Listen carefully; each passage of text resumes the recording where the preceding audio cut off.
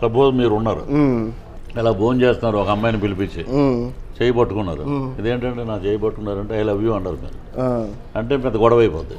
అది ఒక పద్ధతి.